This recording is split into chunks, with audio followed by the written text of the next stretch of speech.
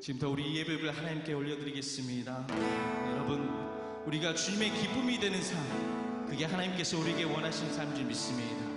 우리가 일주일에 그냥 한 번 모여서 예배 드리는 것이 아니라 매 시간, 주일부터 토요일까지 시간을 하나님 앞에 예배 드린 마음으로 우리가 살아갈 수 있다고 한다면 하나님께서는 우리를 통해서 너희들이 나의 기쁨이 되겠다라고 고백할 수 믿습니다. 이 시간 우리 그런 마음으로 하나님, 내가 마음을 다해서 주님을 사랑하고 예배하겠습니다. 그런 마음으로 이 찬양 함께 고백하도록 하겠습니다. 나 주님의 기쁨 되기 원하네. 내 마음을 새롭게 하소서. 새 부대가 되게 하여 주사. 주님의 빛 비추게 하소서. 내가 원하는 한낮이 주님의 기쁨이 된 것. 내가 원하는 한 가지 주님의 기쁨이 된 것. 영원히 내 마음 드립니다. 나의 모든 것 받으소서.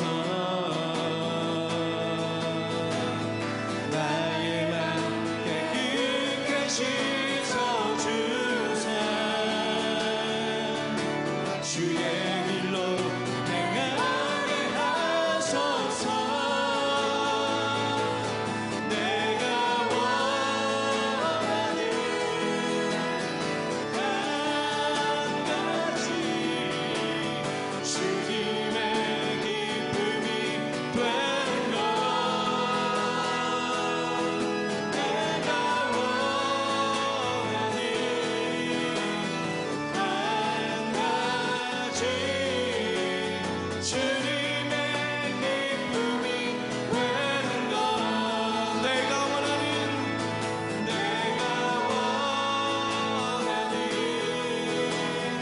한 가지 주님의 기쁨이 된 것. 내가 원하는 한 가지 주님의 기쁨이 된.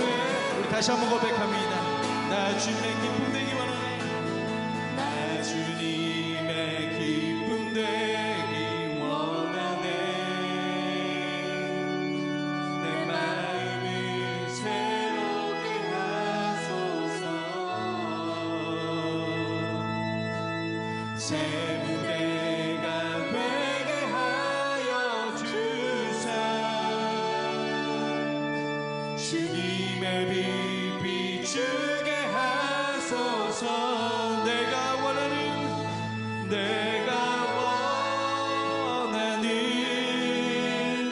한 가지 주님의 기쁨이 된 것.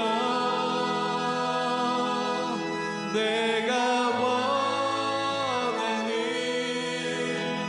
한 가지 주님의 기쁨이 된 것. 내가 원하는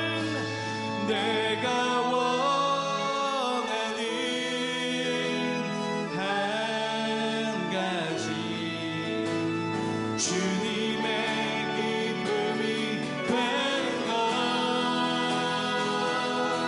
내가 원하는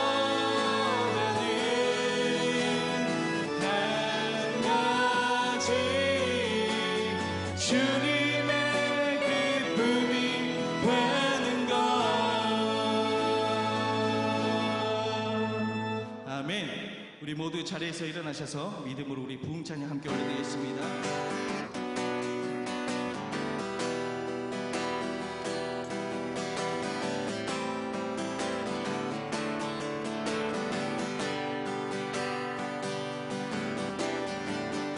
이 땅의 왕궁함을 벗어서 하늘의 하나님 그늘을 베푸시는 주여 우리의 죄악 용서하소서 이 땅 고쳐주소서 이제 우리 모두 하나 되어 이 땅에 무너진 기초를 다시 쌓을 때 우리의 우상들을 깨우신 성령의 불 임하소서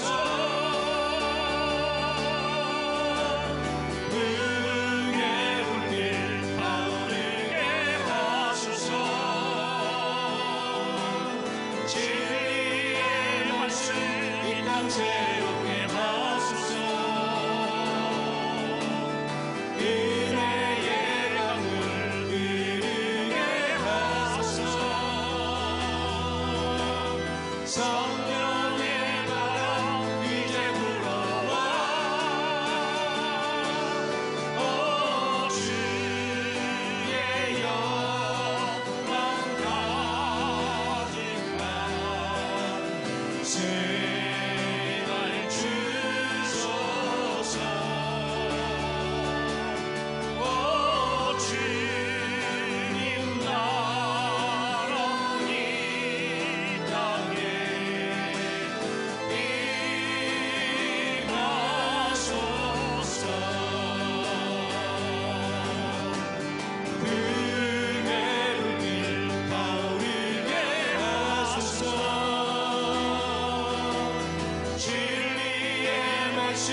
이 땅 새롭게 하소서 은혜의 강물 흐르게 하소서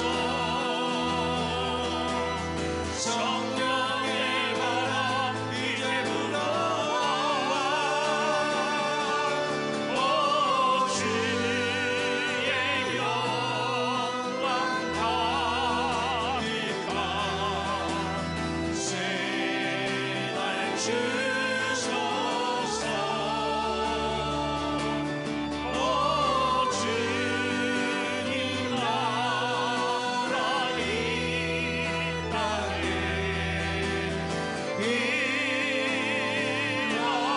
임하소서.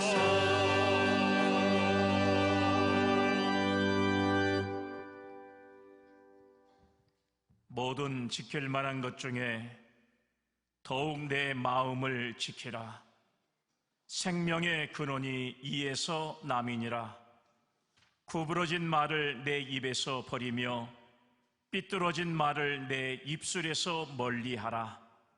내 눈은 바로 보며 내 눈꺼풀은 내 앞을 곱게 살펴 내 발이 행한 길을 평탄하게 하며 내 모든 길을 든든히 하라. 좌로나 우로나 치우치지 말고 내 발을 악에서 떠나게 하라. 아멘. 거룩하신 하나님 아버지, 대림절의 두 번째 주일을 하나님 앞에 올려드리게 하신 것을 감사합니다.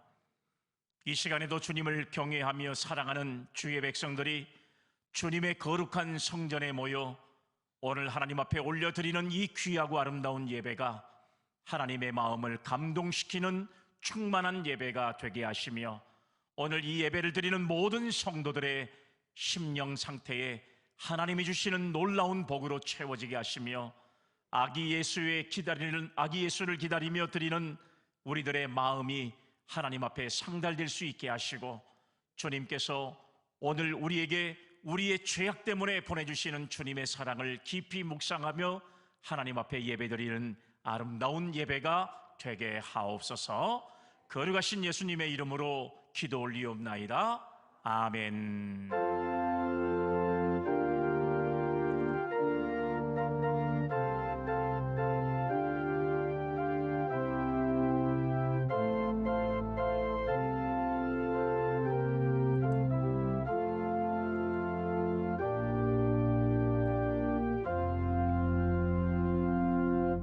나는 전능하신 아버지 하나님, 천지의 창조주를 믿습니다. 나는 그의 유일하신 아들 우리 주 예수 그리스도를 믿습니다. 그는 성령으로 잉태되어 동정녀 마리아에게서 나시고 본디오 빌라도에게 고난을 받아 십자가에 못 박혀 죽으시고 장사된 지 사흘 만에 죽은 자 가운데서 다시 살아나셨으며 하늘에 오르시어 전능하신 아버지 하나님 우편에 앉아 계시다가 거기로부터 살아있는 자와 죽은 자를 심판하러 오십니다. 나는 성령을 믿으며 거룩한 공교회와 성도의 교제와 죄를 용서받는 것과 몸의 부활과 영생을 믿습니다. 아멘. 자리에 앉으십시오.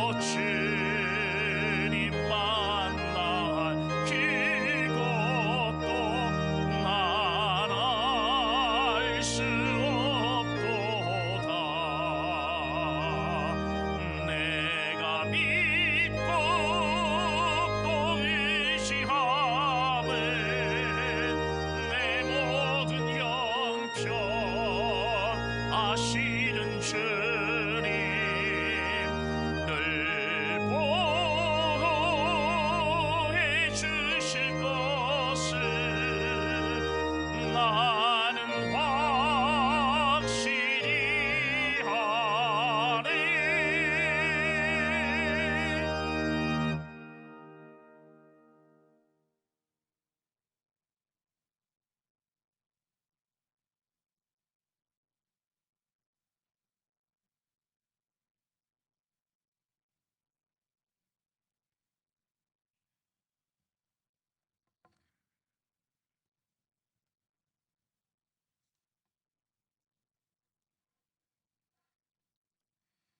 영광을 받으실 하나님, 오늘도 거룩한 하나님의 전에서 영과 진리로 예배드리게 하심을 감사드리며 아버지께 영광을 올려드립니다.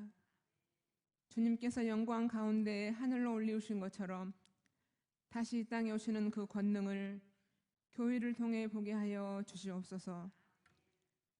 주님을 맞이하기 위하여 가장 성결한 마음으로 대림절 예배를 드리오니 우리 예배를 흠양하여 주시옵소서. 주님, 저희 지은 죄들이 바닷물처럼 저희의 몸을 삼키려 합니다.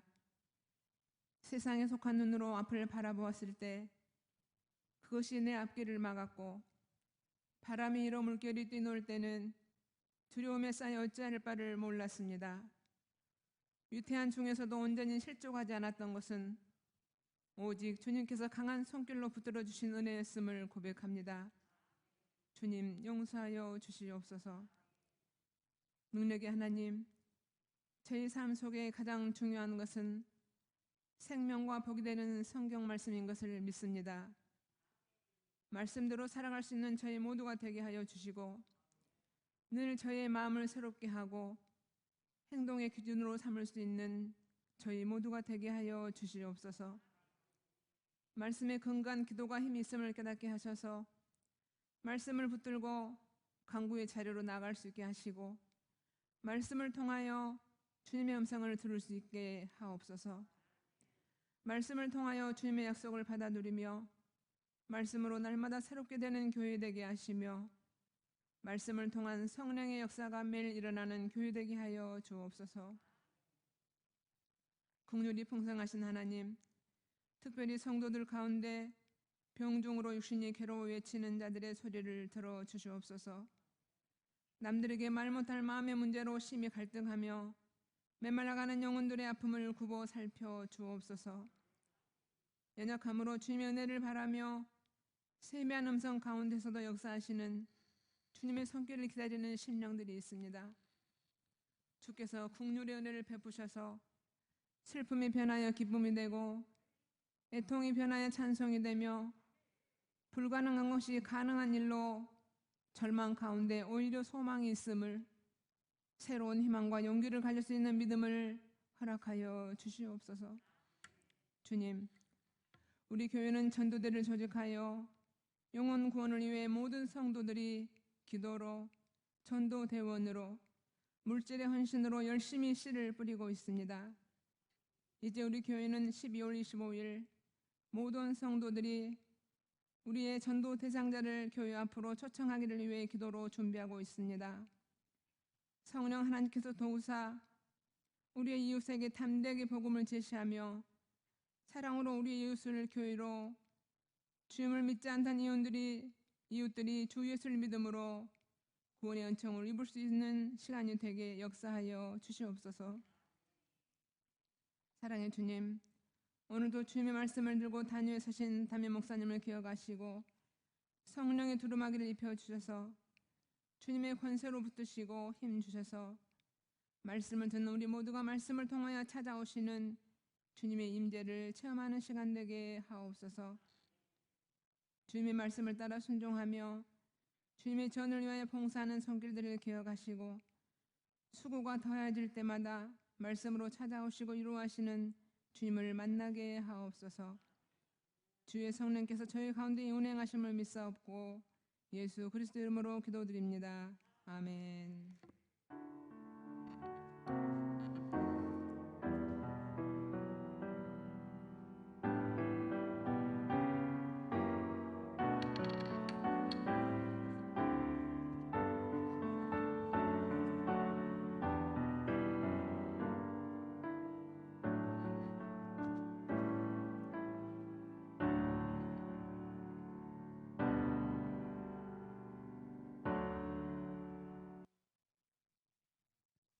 오늘 하나님께서 저희에게 주신 말씀은 마태복음 25장 24절에서 30절입니다. 하나님께서 주신 말씀을 봉독하겠습니다. 한 달란트 받았던 자는 와서 이르되 주인이여 당신은 굳은 사람이라 심지 않은 데서 거두고 해치지 않은 데서 모으는 줄을 내가 알았으므로 두려워하여 나가서 당신의 달란트를 땅에 감추어 두었나이다. 보소서 당신의 것을 가지셨나이다. 그 주인이 대답하여 이르되 악하고 게으른 종아 나는 심지 않은 데서 거두고 해치지 않은 데서 모으는 줄로 내가 알았느냐. 그러면 내가 마땅히 내 돈을 치리하는 자들에게나 맡겼다가 내가 돌아와서 내 언금과 이자를 받게 하였을 것이니라 하고 그에게서 그 한 달란트를 빼앗아 10 달란트 가진 자에게 주라. 무릇 있는 자는 받아 풍족하게 되고 없는 자는 그 있는 것까지 빼앗기리라. 이 무익한 종을 바깥 어두운 데로 내쫓으라. 거기서 슬피 울며 이를 갈리라 하니라. 아멘. 사랑과 은혜가 풍성하신 아버지 하나님, 부족한 사람을 세워서 하나님의 말씀을 증거할 수 있는 은혜를 주셨사오니 이 시간 하나님의 말씀으로 담대하게 증거할 수 있는 귀한 시간이 되게 하옵시며 말씀을 받는 우리 믿음의 모든 성도들에게 말씀의 씨앗이 좋은 땅에 심겨져서 100배의 열매를 맺을 수 있는 은혜가 임하게 하옵소서. 거룩하신 예수님의 이름으로 기도 올리옵나이다. 아멘. 할렐루야. 아멘. 오늘도 하나님의 은혜가 예배드리는 여러분들에게 넘칠 수 있기를 간절히 주의 이름으로 기원합니다. 아멘. 지난 주일날은 굉장히 쌀쌀한 날씨였습니다만 그래도 겨울이 추워야 되는 것이 사실인데 그래도 또 하나님께서 이렇게 좋은 날을 허락하셔서 오늘 또 주님 앞에 나와 예배드리는 우리 모두에게 하나님의 넘치는 은혜로 채우시는 그런 은혜를 경험하고 또 그 말씀을 통해서 우리가 한 주간을 살아가면서 믿음으로 승리하는 그런 삶을 살아갈 수 있기를 주님의 이름으로 기원합니다. 아멘. 내가 병들었을 때에 내가 내 병을 알 수도 있고 그리고 그 병을 모를 수도 있습니다. 때로는 병을 들었는데도 불구하고 아픔을 모르는 경우도 있습니다.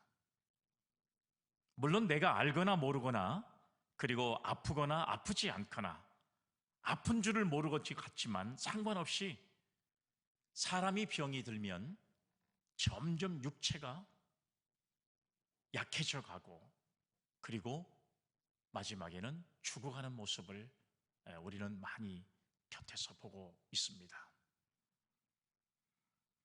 참 무서운 일이지만 내가 안다는 것과는 상관이 없는 경우들이 많습니다. 알거나 모르거나 간에 아픔을 느끼거나 느끼지 못하거나 간에 병이 들었으면 그 병으로 인해서 사람들은 시시각각 죽어가는 모습을 많이 볼 수가 있습니다. 내가 어떤 병에 들었는지를 알고 있거나 모르거나 내가 아프거나 아프지 않거나 사람은 병이 들면 시간이 지나면서 점점 약해져 가고 죽어간다는 이야기입니다. 어쩌면 아픈 줄을 모르고 아프지 않는 그런 병이 참 무서운 병일 수도 있습니다. 아파야 사람이 어디가 아픈지를 나타날 수 있는데 전혀 우리가 아픈 줄을 모르면서도 그것은 사람이 점점 약해져 가는 모습을 통해서 오늘 여러분 이 병의 모습이 나타나는 경우를 볼 때 참 여러분 이것은 안타까운 일이 아닐 수 없다는 사실을 우리가 경험할 때가 있습니다. 어떻게 보면 이것은 고칠 수 없는 아니 고칠 수 있는 기회를 놓쳐버리는 경우도 있을 수 있다는 이야기예요. 사람의 죄도 저는 이와 같은 것이다라고 저는 생각을 합니다. 죄를 지으면 죄가 그 사람의 마음과 그 사람의 정신과 그리고 그 사람의 몸과 그리고 그 사람의 성품 그리고 그 사람의 판단력까지도 상실되게 만들어버린 것이 죄라고 하는 것의 특성인 것을 알 수가 있습니다. 그렇게 똑똑하던 사람들이 어리석은 사람으로 변질되어 가는 경우들도 있습니다. 그렇게 밝던 판단력도 점점 흐려져 가는 사람들의 모습도 우리가 여러분 주변에서 볼 수가 있습니다. 몸도 병들고 그리고 점점 무서운 사람으로 변해가는 모습이 나도 모르는 사이에 이 죄악 가운데서 퍼져가는 모습을 우리가 볼 수가 있습니다. 죄라고 하는 것은 이럴 때가 더 무서운 것 같아요. 죄인인 줄을 모르는 것입니다. 거침없이 죄를 짓고 있습니다. 이것이 죄라고 하는 것, 이 죄가 얼마나 무서운 것인가를 깨닫지 못하면서 계속 죄를 짓고 있는 것, 그 죄로 말미암아 깊이 빠져가는 것, 어떻게 보면 우리는 이런 사람들을 구제불능이라 이렇게 말할 수도 있는 이런 죄를 가지고 있는 사람들이 가장 무서운 것일 수도 있다는 사실이에요. 그런데 그런가 하면 죄도 알고 죄인 줄도 알고 있지만 극국 죄가 아니라고 부인을 합니다. 죄의 죄됨을 스스로 부정하고 스스로 정당화하는 이런 죄가 있다는 것입니다. 이것은 정말 더 무서운 죄가 아닐 수 없다는 사실이에요. 죄인 줄도 알면서도, 이것이 바르지 못한 것인 줄 알면서도 죄라는 사실을 극구 부인하면서 더 깊은 수렁에 빠져가는 사람들도 있습니다. 그리고 이보다 더 큰 죄는 죄를 알고 있고 죄의 결과도 알고 있지만 원인과 책임에 대해서 나하고는 관계없고 이 모든 것들을 남에게 전가시키는 것이, 이것이 가장 무서운 것이 아닌가 하는 생각을 가져보게 됩니다. 이것을 모두 남의 탓으로 돌리는 경우들이 얼마나 많이 있는지 몰라요. 이것은 저 사람 때문이고 저것은 또 저 사람 때문이고 세상의 탓이고 누구의 탓이다. 잘한 것은 나의 능력이지만 전부 못한 것은 남의 탓으로 돌리는 것, 죄를 타인에게 전가해가는 이 죄의 정당성의 행위야말로 참 무서운 것이 아닌가 하는 생각을 가져볼 때가 있습니다. 이럴 때 죄는 점점 깊어져 갑니다. 뉘우침도 없고 회개도 없습니다. 점점 더 완악해질 뿐입니다. 마침내 그 영혼이 병들고 심리적으로 병들고 성품도 악해지고 마지막에는 몸까지 병들어 죽어가는 모습들을 우리는 여러분 너무나도 많이 봐오고 있는 것을 우리가 알 수가 있습니다. 과연 여러분, 우리가 어떤 병에 걸려서 그 병을 알면 고칠 수도 있습니다. 나을 수도 있습니다. 정상인이 되는 것도 쉬울 수도 있습니다. 그런데 그 기회를 놓쳐버리면 나을 수 있는 방법, 정상적으로 생활할 수 있는 방법을 놓쳐버린 경우들이 얼마나 많은지 몰라요. 그래서 여러분, 병을 조기에 발견하고 조기에 치료하는 것은 얼마나 중요한 치료법인지 몰라요. 그러기만 하면 사람은 이제 병에서 완쾌할 수 있고 정상적인 삶을 살아갈 수 있는 것과 마찬가지입니다. 죄라고 하는 것도 마찬가지예요. 우리가 죄를 지었을 때 빨리 깨닫고 그리고 빨리 회개하고 그리고 하나님의 은혜로 다시 돌아오기만 하면 우리는 얼마든지 하나님의 사랑을 받은 사람으로 살아갈 수 있지만, 자꾸 죄에 대해서 정당성을 부여하고 그리고 그 죄를 부인하고 그리고 하나님의 은혜 속에서 저버리는 이런 삶을 살아갈 때는 결국은 여러분, 우리가 하나님 앞에 회개할 수 있는 기회를 놓쳐버리면 우리는 영원한 구렁텅이에 빠져버리고 마는 그런 결과를 초래하는 경우들이 있다는 사실입니다. 여러분, 저는 지난 주일부터 마태복음 25장의 말씀을 함께 나누시면서 소위 달란트 비유라고 하는 말씀을 함께 나눴습니다. 물론 10말이 되어가면 과연 하나님께서 지난 1년 동안 우리에게 맡겨두신, 또 우리에게 주신 이 은혜, 달란트를 얼마나 잘 활용했는가에 따라서 좋은 평가를 받을 사람도 있고 그렇지 못한 평가를 받은 사람도 있을 거라고 생각이 돼요. 그러나 여러분, 두 가지입니다. 하나는 성경에서 말한 대로 착하고 충성된 종아, 이렇게 인정을 받는 것과, 또 다른 하나, 악하고 게으른 종이라고 하는 평가를 받는 것, 딱 두 가지의 이 결과의 모습으로만 나타난다는 사실을 우리는 알 수가 있습니다.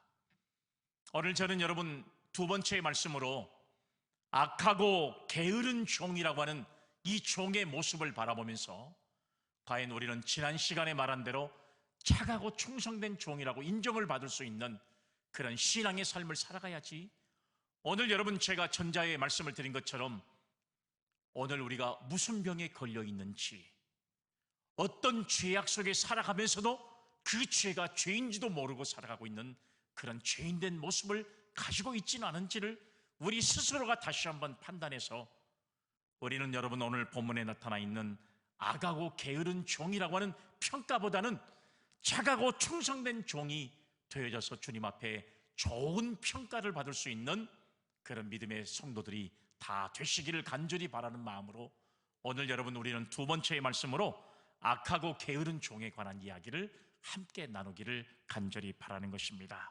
오늘 본문의 말씀은 너무나도 잘 알고 있는 내용의 말씀이에요. 저도 교회학교를 다닐 때부터 선생님께로부터 정말로 재밌게 들었던 그런 이야기지만, 이제 성년이 되어서 이 말씀을 보면서 깊은 책임감을 가지고 있는 그런 내용의 말씀이 바로 오늘 본문의 말씀이 아닌가 하는 생각을 가져보게 됩니다. 자, 본문의 말씀을 보면 주인이 타국에 나가면서 하인 세 사람에게 자기의 돈을 맡겼습니다. 한 사람의 종을 불러서 5개를 주고, 다른 한 사람의 종을 불러서 2개를 맡기고, 그리고 다른 한 사람의 종을 불러서 1개를 각각 맡겼다고 성경에 기록되어 있습니다. 이야기는 여기서만 끝나는 게 아니라 시간이 지나고 난 이후에 얼마 후에 주인이 집으로 돌아와서 문제가 벌어지게 되었습니다. 오늘 여러분, 주인이 타국에 떠날 때에 종들에게 5개를 맡기고 2개를 맡기고 1를 맡긴 기준점이 바로 무엇이냐 그러면, 그 기준점은 종의 능력에 따라서 5개와 2개와 1개를 맡겼다고 성경에 기록되어 있습니다. 그러면 3명의 종들에게 주인은 골고루의 기회를 제공한 거나 마찬가지입니다. 그런데 더 중요한 것은 마지막에 주인이 돌아와서 결산을 볼 때가 있었습니다. 그래서 오늘 여기 성경의 말씀에 보면 5달란트를 받은 사람은 5달란트의 이익을 더 남겨서 10달란트를 가지고 오므로 주인 앞에 평가를 받습니다. 오늘 그 평가의 내용이 착하고 충성된 종아 라고 하는 평가를 받았다고 하는 사실입니다. 그리고 오늘 성경의 말씀에 보면 2달란트 받았던 사람도 2달란트를 더 이익으로 남겨서 4달란트를 가지고 옴으로써 주인에게 똑같은 평가를 받습니다. 착하고 충성된 종이라고 하는 평가를 오늘 성경의 말씀을 통해서 받았다고 하는 사실이에요. 여러분, 오늘 착하고 충성된 종이라고 하는 평가만 받은 게 아닙니다. 주인의 잔치에 참여할 수 있는 축복과 권한도 오늘 함께 받았던 사람들이 5달란트를 받은 사람이었고 2달란트를 받은 종이었다는 사실을 오늘 성경이 우리에게 말씀하고 있습니다. 여러분, 이것은 칭찬이고 은혜라고 하는 사실을 우리가 오늘 이 말씀을 통해서 알 수가 있습니다. 내게 맡겨준 달란트에 배로 이익을 남겨서 주인에게 남겼더니 주인은 나에게 칭찬도 주실 뿐만 아니라 은혜도 허락하셨다고 하는 사실이에요. 내 잔치에 참여하라. 그런데 오늘 1달란트를 받았던 사람은 1달란트를 그대로 가지고 와서 땅에 묻어두었던데 그대로를 꺼내고 와서 주인에게 내놓았습니다. 한마디로 말하면 주인에게 받은 한 달란트 그 본전을 그대로 내놓은 것입니다. 이 종을 보자마자 주인은 뭐라고 평가를 했냐? 악하고 게으른 종아. 악하고 게으른 종이라고 그를 꾸짖었다는 사실을 오늘 성경이 말씀하고 있습니다. 그러면 여러분, 우리가 생각해 보세요. 종이 여럿이 있으면 다행스럽게 5개 받은 사람이나 2개 받은 사람은 열심히 일을 해서 여러분 그것보다 갑절의 이익을 남겨서 주인에게 가져왔지만, 능력이 되지 못한 종들, 혹여라도 여러분 시대를 잘못 만나가지고, 아니면 기회를 잘못 사용해서, 아니면 주인의 돈을 손해볼 수 있는 종도 있었는데, 그런데 다행스럽게 이 한 달란트 받은 종은 그대로 숨겼다가 그대로 하나를 가지고 왔는데, 무슨 잘못이 있어서 이 종에게 악하고 게으른 종이라고 평가를 했을까? 그런데 오늘 성경은 여러분 그 대답을 정확하게 말씀해 주고 있습니다. 그 종이 왜 악한지 그 이유를 오늘 성경이 우리에게 말씀해 주고 있습니다. 그 마음이 악하고 그 자세가 악하고 그 변명하는 내용이 악하다는 사실을 성경이 똑똑하게 우리에게 증언하고 있는 것을 우리가 알 수가 있습니다. 한마디로 말하면 질적으로 이 종은 굉장히 악한 종이었다는 사실을 오늘 여러분 주인이 그 일을 맡겨보니까 알게 됐다는 사실을 말씀할 수가 있습니다. 번디 여러분, 우리가 사람들에게 어떤 일을 맡겨보면 어떤 사람은 성실하게 그 일을 정말로 죽도록 충성하는 사람이 있어요. 최선을 다하는 사람이 있습니다. 그런데 어떤 사람은 변명하고, 그리고 어떤 사람은 여러 가지 여러분 이제 실패한 자기의 어떤 정당성을 말하려고 하는 사람들이 있습니다. 대부분 이런 사람들의 모습을 보면 게으른 사람들이거나 충성하지 않는 사람들이 바로 이렇게 변명과 자기 합리화로 어떤 일을 마치려고 하는 사람들이 얼마나 많은지 몰라요. 이건 여러분 세상에도 있고 교회 안에도 존재하고 있다는 사실이에요. 정말로 여러분 자기에게 맡겨진 일에 최선을 다하는 사람, 이런 사람은 말이 없습니다. 변명이 없어요. 그런데 자기에게 주어진 일에 최선을 다하지 못하는 게으른 사람, 충성하지 않는 사람은 말이 많습니다. 변명하기를 좋아하는 거예요. 자기의 어떤 일에 대해서 정당성을 부여하려고 하는 사람들이 얼마나 많이 있는지 몰라요. 이런 사람들은 거의 실패한 인생을 사는 사람이다, 이렇게 볼 수가 있습니다.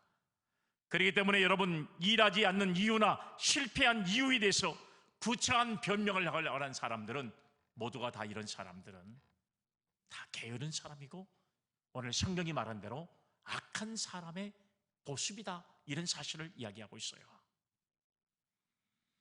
중국의 명나라의 유학자요 정치가였던 왕양명이라고 하는 사람이 있습니다. 이 사람이 여러분 이런 말을 남겼더라고요. 살아보니 나의 인생에 어려운 일이 4가지가 있더라. 아주 여러분 이런 귀한 그런 말을 남겼어요. 그런데 그 4가지가 뭔가 하고 제가 찾아보니까, 첫 번째가 고생스러운 것, 2번째가 남에게 냉대를 받는 것, 3번째가 고민스러운 것, 마지막 4번째가 한가로운 것, 이렇게 평가를 했더라고요. 내가 살아보니 인생에서 가장 어려운 것이 4가지가 있는데 그 첫 번째가 고생스러운 것이다.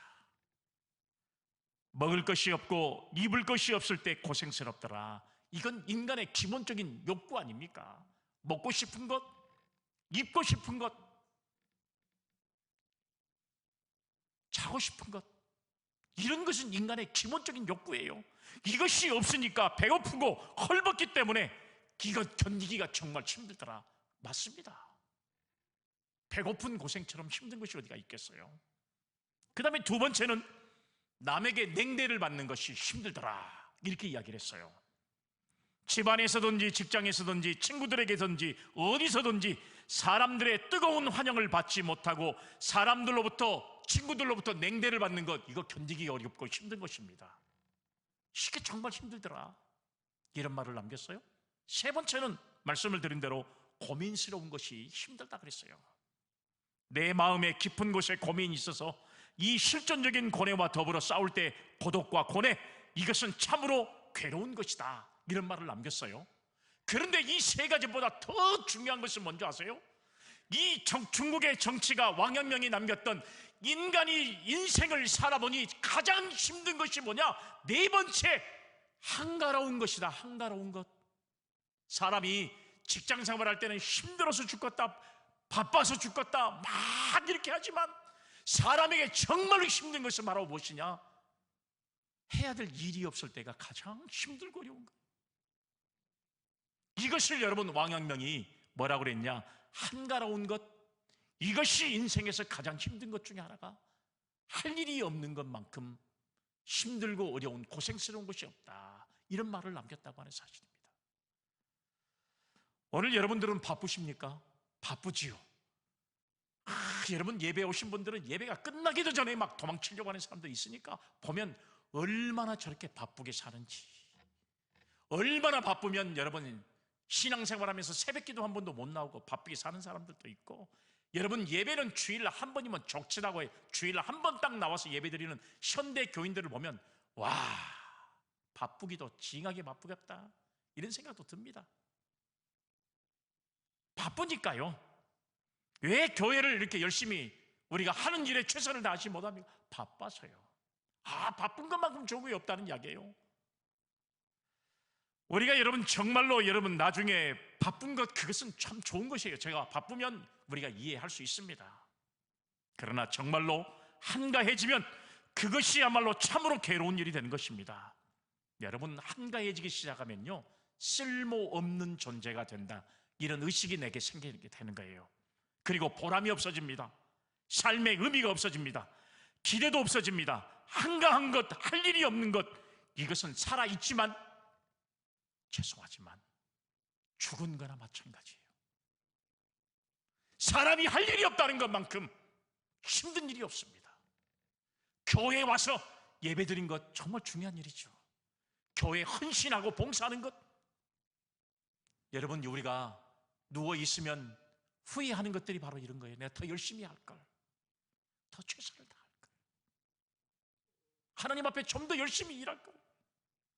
마지막에 교회를 나오지 못하고 누워있다 보면 다 가장 중요한 것은 후회스러움이, 내가 건강할 때 최선을 다하지 못한 이런 모습이 내게 후회로움으로 나타날 수 있다는 사실이에요.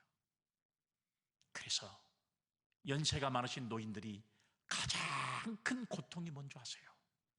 한가로워서 갈 데가 없다는 것. 이것만큼 큰 고통이 없습니다. 서울의 파고다 공원, 광주에 가면 시민공원, 연세 많으신 분들이 많이 나와 있지만 거기서 제일 힘든 것이 무엇입니까? 돈이 없다는 것이 힘듭니까? 건강이 없다는 것이 힘듭니까?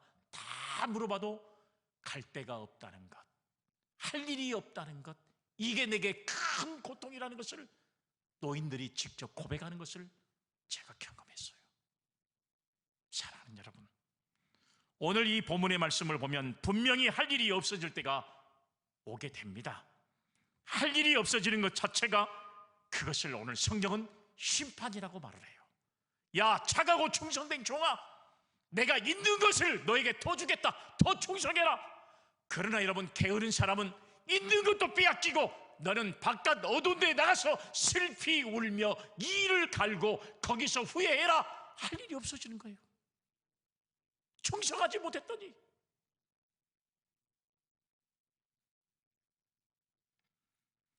인생은 하나님과의 관계에서 이런 계약의 조건 하에 산다고 이야기를 합니다. 그것이 뭐냐 그러면 먼저는 기회를 부여받는 거예요. 하나님께서는 오늘 저와 여러분들에게 동시에 똑같은 기회를 제공해 주십니다. 마치 여러분 사람에 따라서 5개를 주고 2개를 주고 1개를 준 것처럼 똑같이 기회를 부여하십니다. 그 기회를 얼마나 최선을 다하는지, 여기에는 우리 자신의 태도가 얼마나 중요한가를 알 수가 있습니다. 그 다음은 제한적인 인생을 살아간다는 교훈이 있어요. 사람은 영원하지 않는 존재입니다. 언젠가는 모르지만 다 하나님 앞에 설 때가 되어 있어요. 이 세상에서 영원히 존재하는 존재는 아무도 없다는 거예요. 시간적으로도 제한이 있지만 능력과 건강과 재산과 지혜도 다 한계가 있게 마련입니다. 인간이 아무리 큰 소리를 쳐봐도 이 한계 안에서 자유를 누릴 뿐이지, 이 한계 안에서 책임을 묻는 것이 바로 하나님께서 우리 인간에게 주신, 바로 여러분 어떤 기회의 어떤 계약 조건이라고 볼 수 있는 거예요. 너희가 이 땅에서 얼마나 최선을 다했느냐, 얼마나 성실하게 살았느냐, 이거에 의해서 착하고 충성된 종이다, 아니면 악하고 게으른 종이라고 하는 평가가 나눠지게 돼 있다는 사실을 알 수 있는 거예요. 제한적인 인생을 살아가는 저와 여러분들이, 우리는 어떻게 이 세상을 살아가야 할 것인가를 다시 한번 각오할 수 있는 그런 모습이 돼야 되고요. 마지막 하나님께서 우리 인간에게 주셨던 계약 조건, 마지막은 뭐냐? 반드시 결산이 이루게 된다는 사실을 말씀하고 있습니다. 세발 때가 온다는 사실이에요. 얼마 동안의 시간을 주었다가 얼마를 남겼느냐가 결산입니다. 하나님의 심판 앞에서 우리의 인생을 산 것을 결산해야 할 때가 반드시 있다는 말씀이에요. 그리고 하나님께서 복을 주실 때 가만히 보니까 충성된 자에게는 또 다른 기회를 복으로 주시고, 충성되지 못하는 자에게는 기회를 아예 박탈해 주신다는 사실을 오늘 여러분 성경을 통해서 우리에게 가르쳐주고 있잖아요.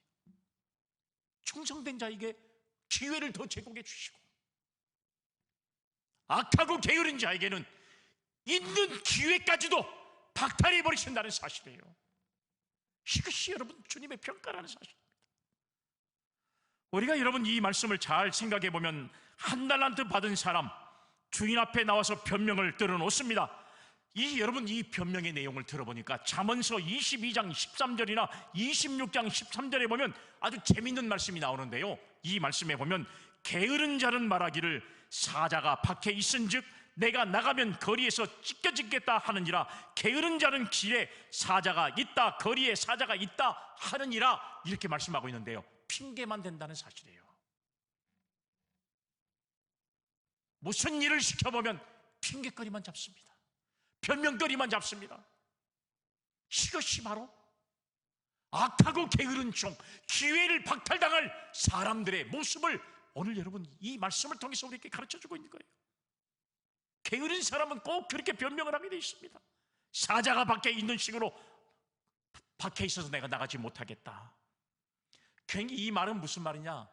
할 수 있는 긍정의 요소를 버리고 자꾸 부정적인 요소, 안 된다는 생각만 가지고 여러분이 어떤 일을 대하기 때문에요, 그 사람은 되는 조건이 돼도 결국은 그 사람은 안 되는 경우들이 얼마나 많은지 몰라요. 가능성을 부정하고 할 수 있다는 것이 하나도 없다는 사실로만 인정하려고 하는 사람에게 무슨 일이 되겠냐 그 말이에요. 이런 사람이 무슨 일을 감당할 수 있겠냐 그 말이에요.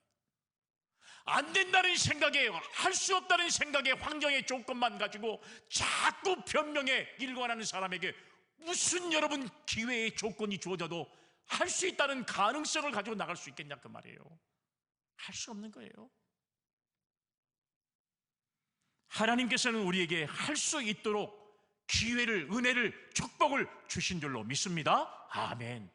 오늘 하나님께서는 저와 여러분들에게 임파서블이 아니에요. 가능성을 주셨다는 사실이에요. 가능성. 그리고 그 일을 성공할 수 있는 능력을 반드시 우리에게 주셨다는 사실이에요. 이것을 믿는 신앙의 자세가 얼마나 중요한지 몰라요. 어떤 일을 시작하는 사람이요, 처음에 시작하면서 아이고 못하겠다, 할 수 없다, 이런 사람이 이 일을 성공할 수 있겠어요? 아니면 내가 할 수 없어도 해보겠습니다, 최선을 다해보겠습니다, 이런 사람이 여러분 승리할 수 있겠습니까? 생각해 보세요.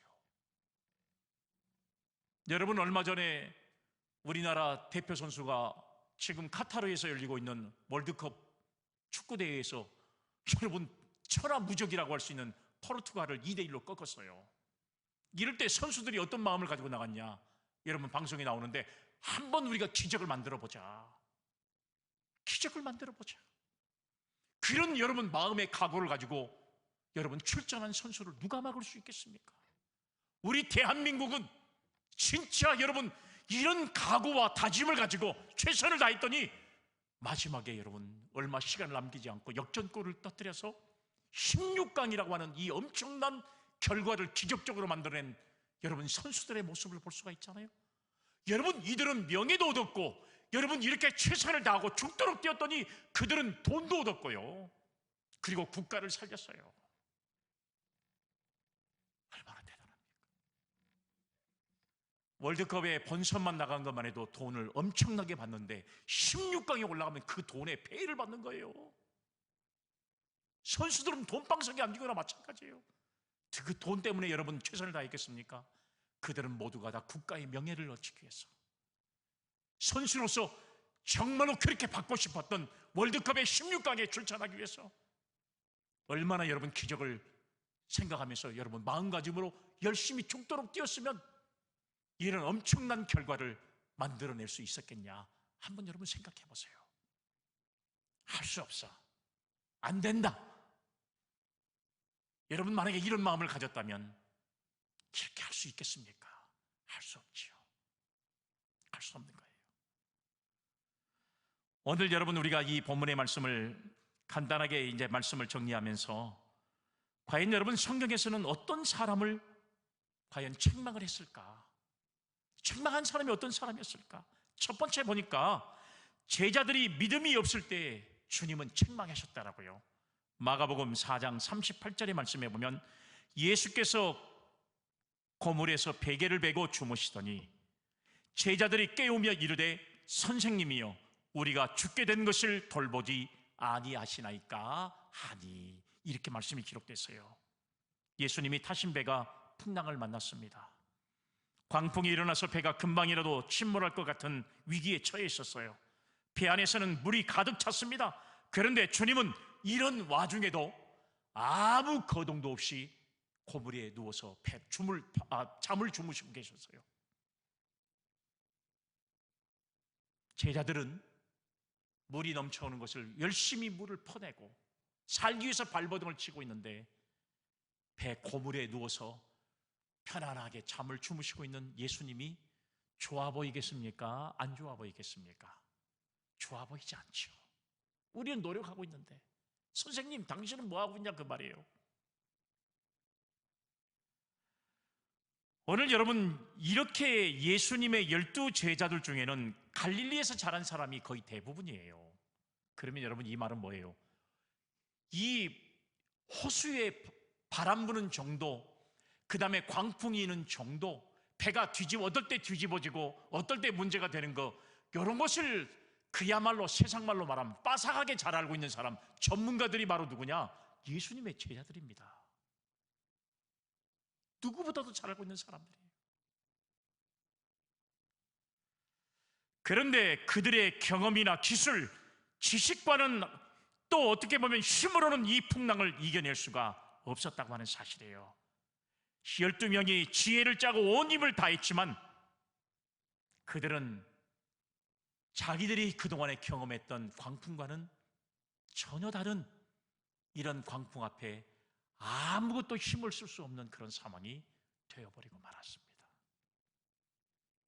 그래서 그들은 원인을 다른 쪽으로 돌리고 있는 거예요. 뭐라고 돌리고 있냐? 선생님! 누구에게 돌리고 있어요? 예수님께 돌리고 있는 거예요. 선생님! 지금 우리가 죽게 된 것을 보지 못하고 있습니까? 왜 거기서 잠을 주무시고 계십니까? 아니 선생님이 잠자는 거하고 광풍 이는 거하고 뭔 상관이 있어요? 그러니까 이렇게 변명거리를 잡는 거예요. 선생님이 문제구나.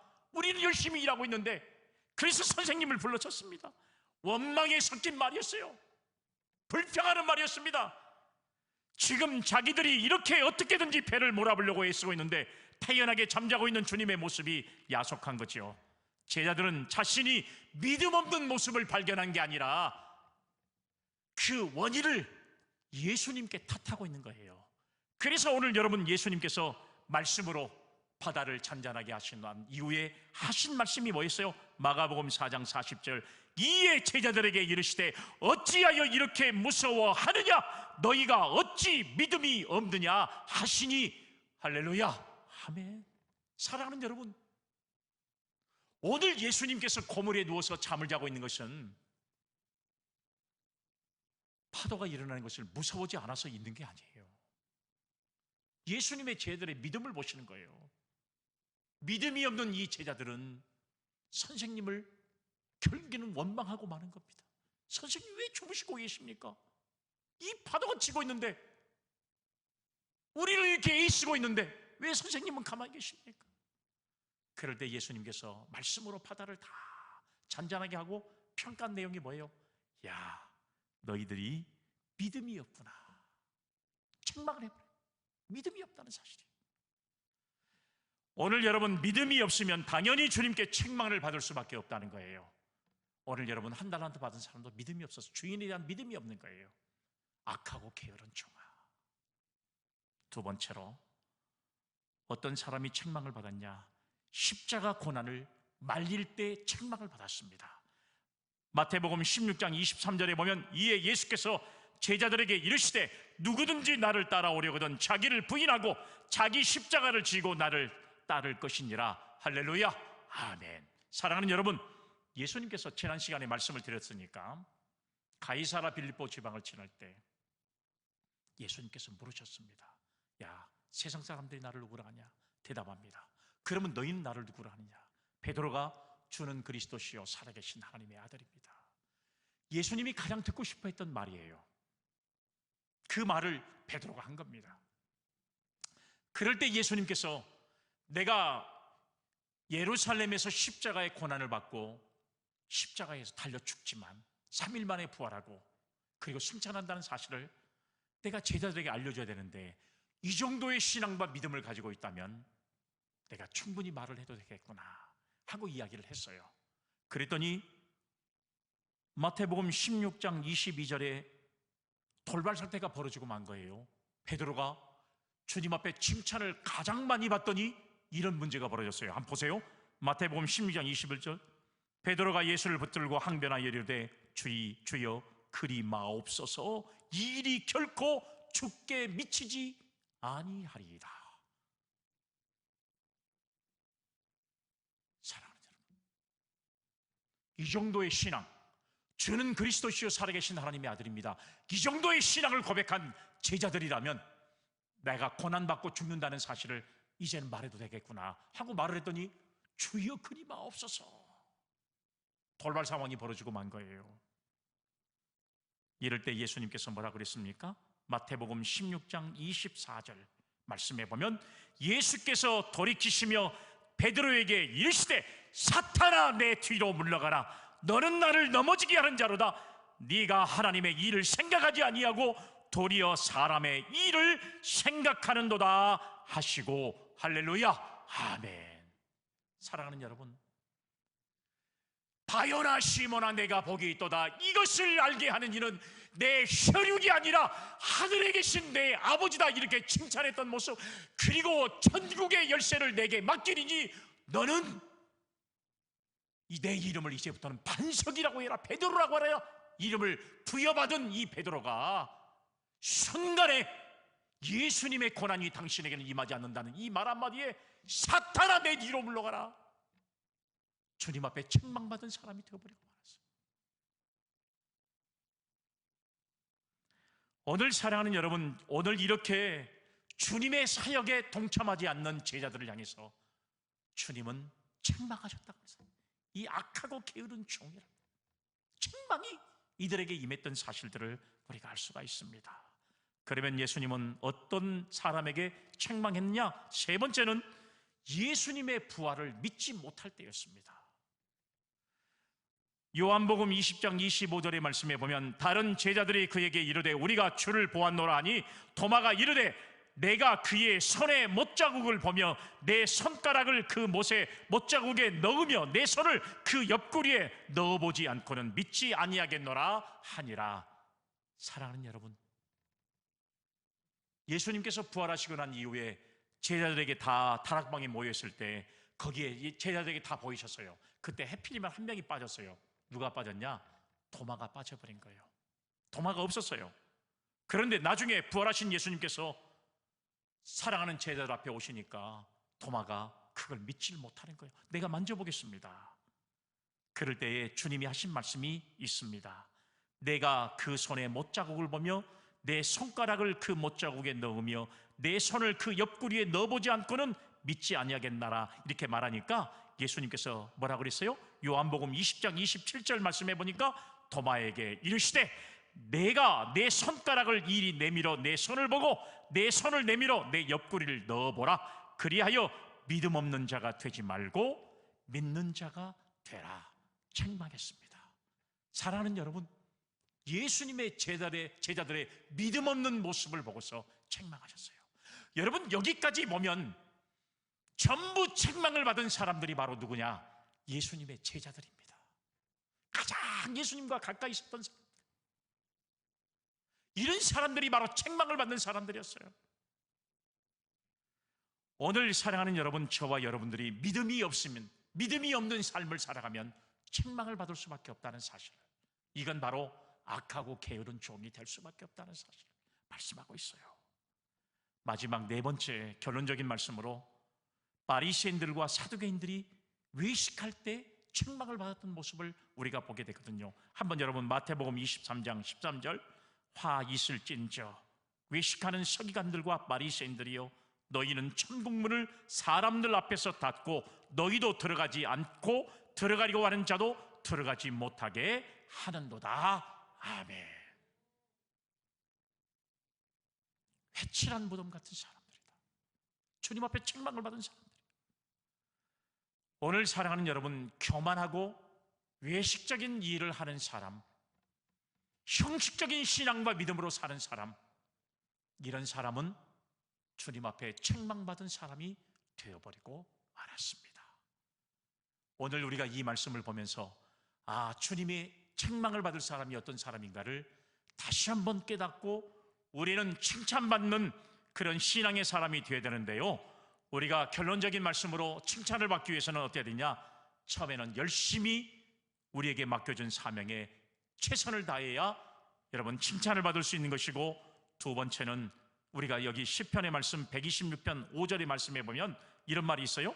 눈물을 흘리며 씨를 뿌리는 자는 기쁨으로 거두리로다.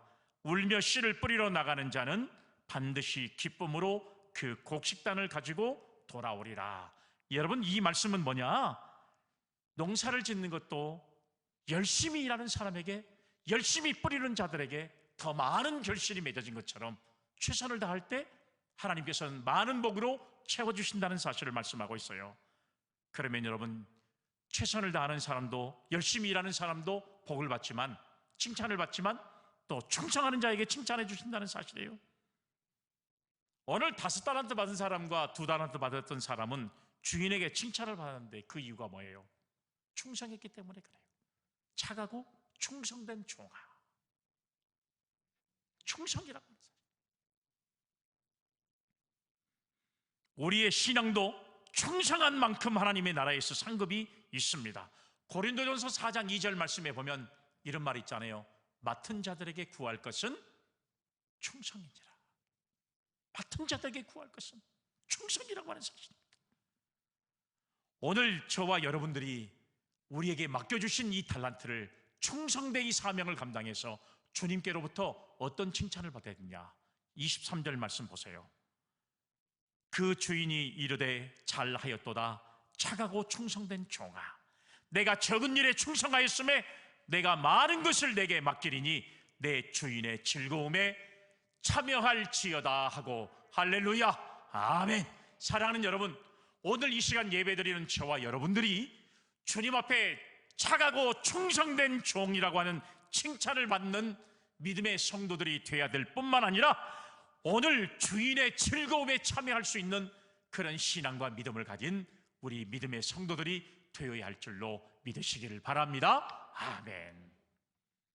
이제 여러분, 우리가 1년을 마감해야 될 때가 다 돌아왔습니다.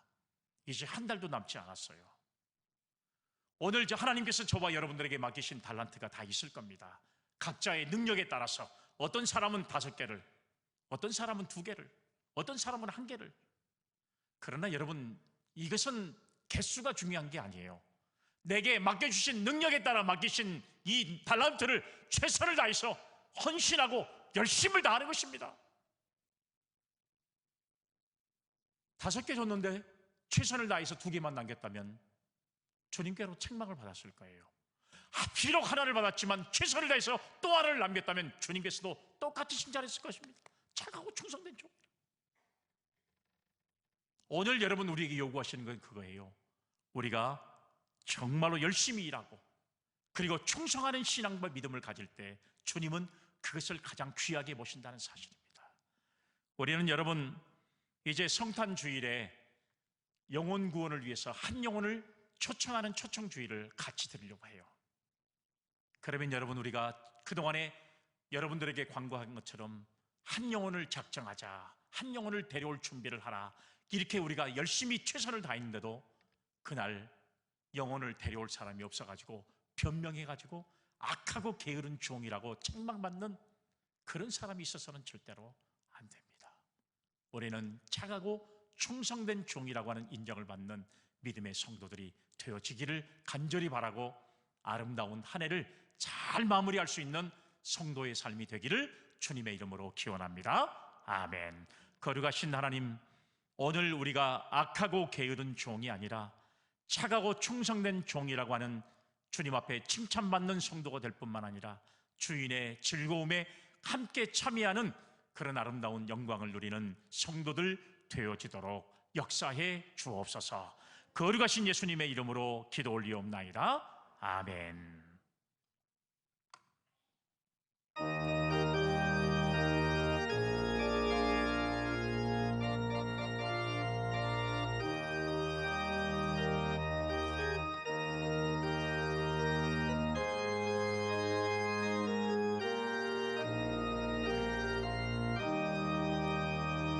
예수가 함께 계시니 시험이 오나 겁없네.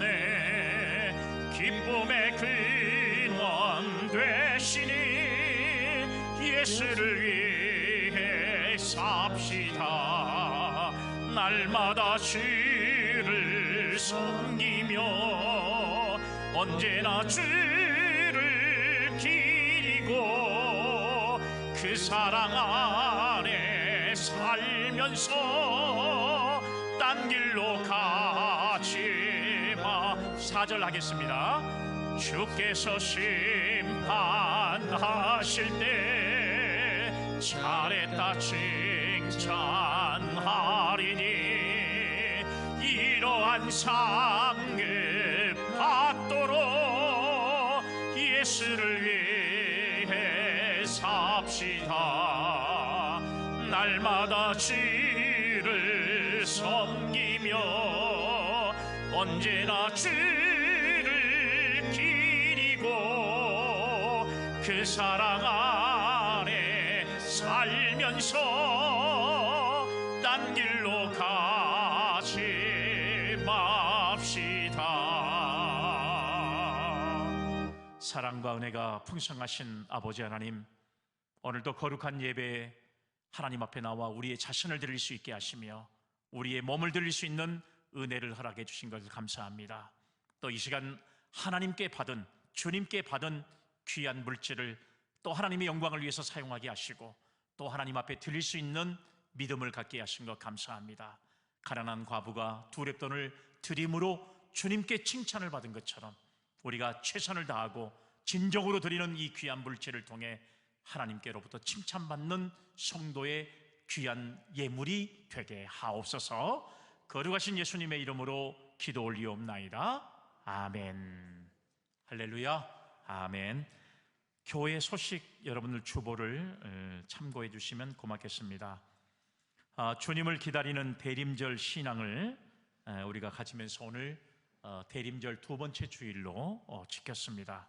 여러분, 아기 예수의 탄생은 죄악의 문제를 우리가 스스로 해결할 수 없기 때문에 인간을 사랑하신 하나님께서 구원을 이루기 위해서 이 땅에 보내주신 바로 그런 날을 준비하면서 기다리는 날이 바로 대림절입니다.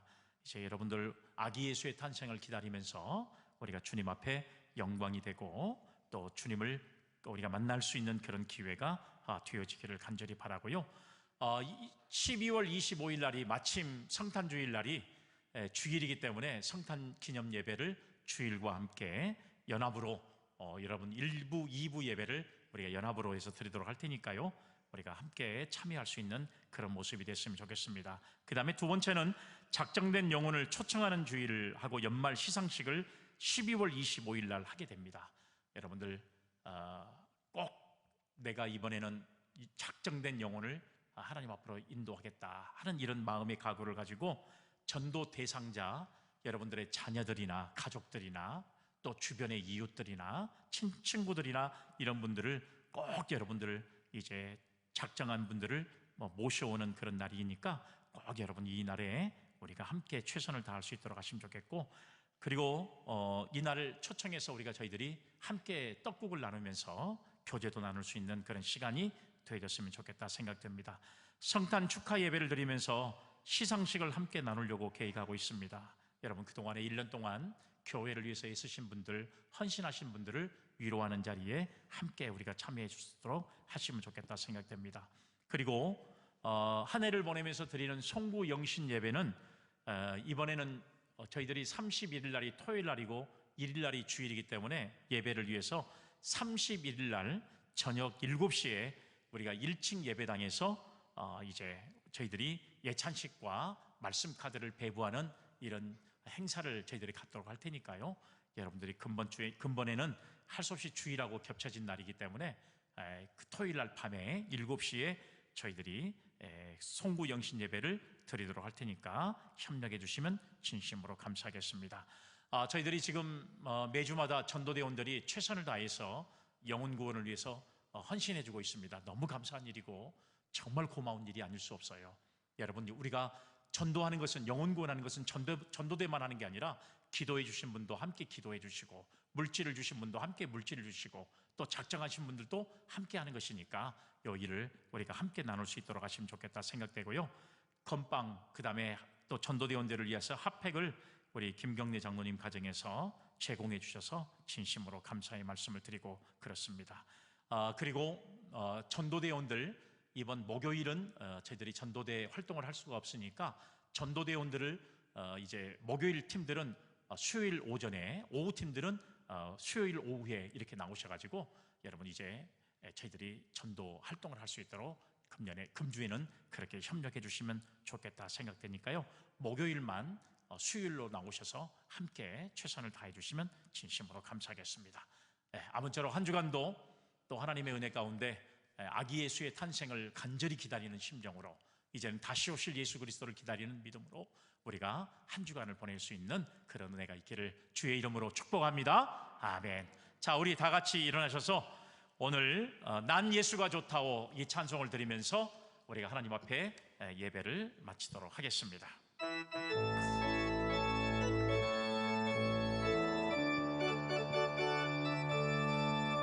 박수를 치면서 힘차게 찬양하겠습니다.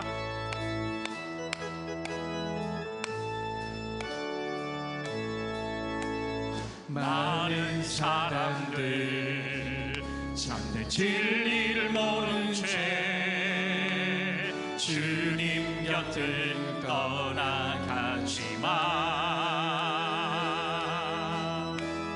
내가 만난 주님은 참 사랑이었고 진리였고 소망이었소.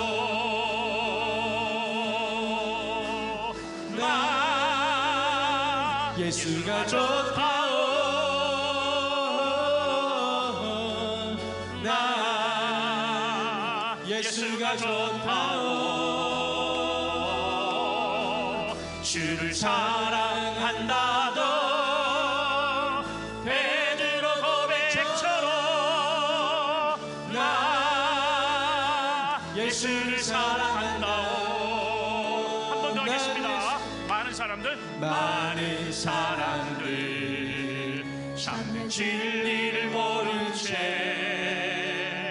주님 곁을 떠나가지만 내가 만난 주님은 참 사랑이었고 진리였고 소망이었소. 아멘. 난 예수가 좋다오. 난 예수가 좋다오.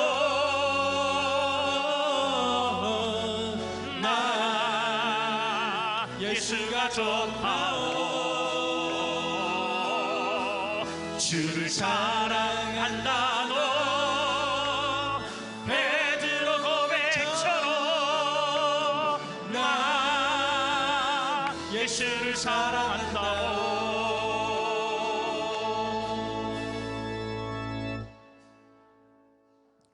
우리들의 길과 진리와 생명이 되시며 교회의 머리가 되시며 이 땅에 아기 예수로 오실 우리 주님 예수 그리스도의 은혜와 하나님 아버지의 극진하신 사랑하심과 성령님의 인도하시고 함께 하시는 은혜의 역사가